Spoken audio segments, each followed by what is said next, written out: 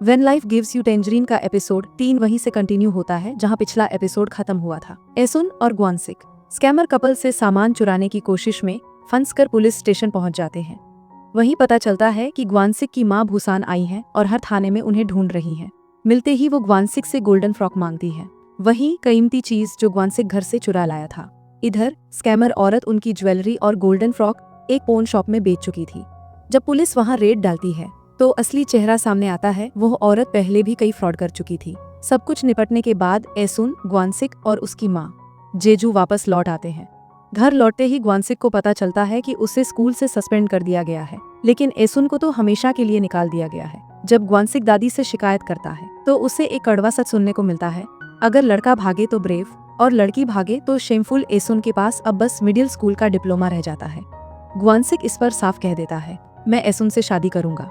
अगले दिन ग्वानसिक की मां एसुन को प्यार से समझाने आती है कि वह शादी पर दोबारा सोचे, और जब ग्वानसिक एसुन के अंकल से उसका हाथ मांगने जाता है, एसुन चुपचाप मना कर देती है।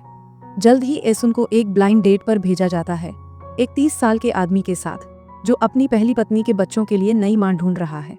वह उसकी कॉलेज फीस देने को तैयार है, लेकिन एसुन का दिल टूट जाता है क्योंकि ये वही फ्यूचर था जिससे उसकी मां हमेशा उसे बचाना चाहती थी।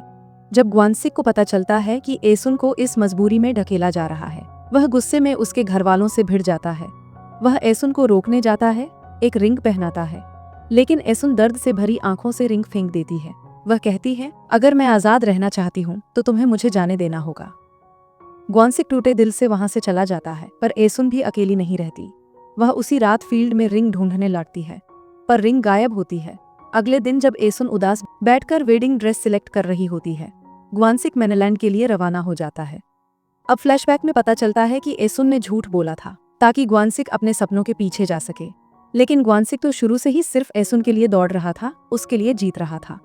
अब जब एसुन उसके साथ नहीं है तो उसका मन भी कहीं नहीं लगता। एसुन को एहसास होता है कि ग्वानसिक हमेशा से उसका सहारा रहा है।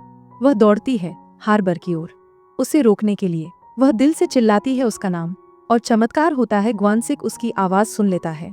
वह समुंदर में छलांग लगाकर तैरते हुए किनारे आता है। गांव वाले तालियां बजाते हैं और दोनों एक दूसरे से लिपट जाते हैं। आज के समय में ग्वानसिक की बहन बताती है कि उसी रात उनके प्यारे बच्चे जम की शुरुआत हुई थी।